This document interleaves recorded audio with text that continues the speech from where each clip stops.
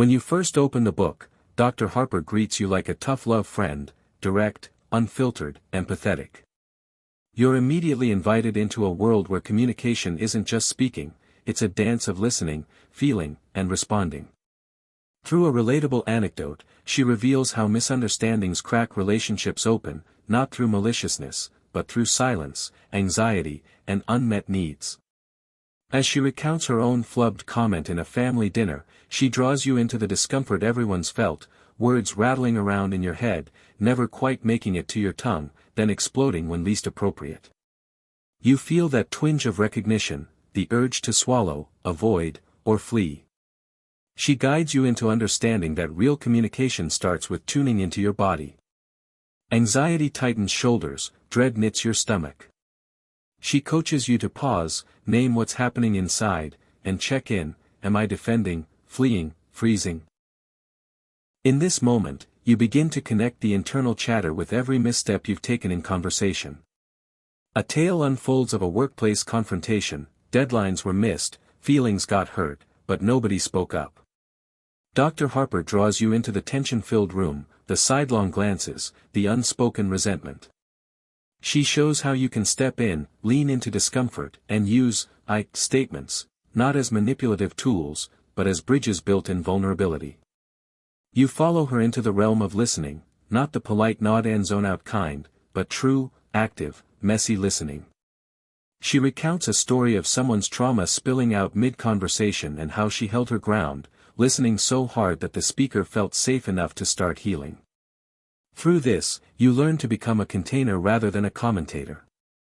She shatters the myth that conflict means brokenness. She shares the story of a friend who learned to say no without collapsing the relationship.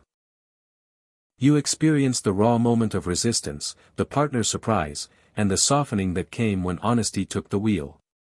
Communication, you see, is less a weapon and more a tool for truth.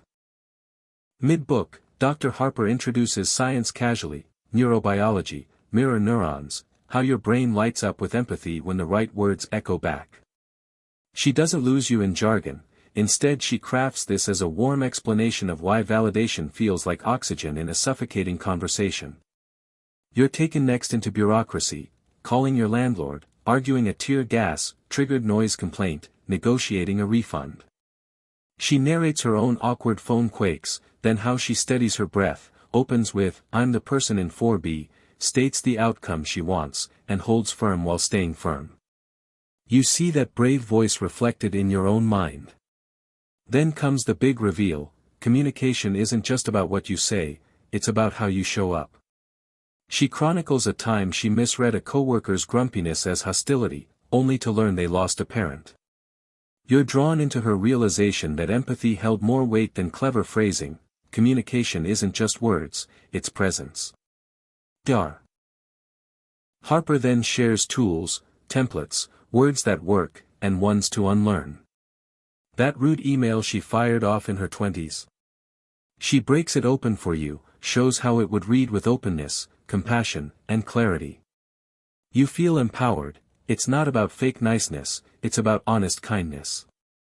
As she recounts painful fallout when a loved one didn't respect her boundary, you witness the sorrow, the relief, the hard clarity.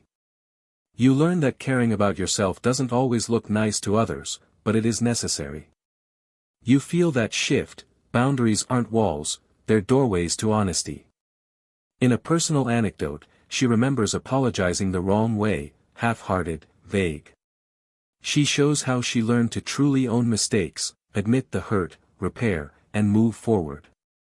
You sense her humility, and that you can do this too, daily, granularly, unfuck your communication muscles. By the end, she's walked you through scenarios, asking for help, negotiating fairness, refusing without guilt.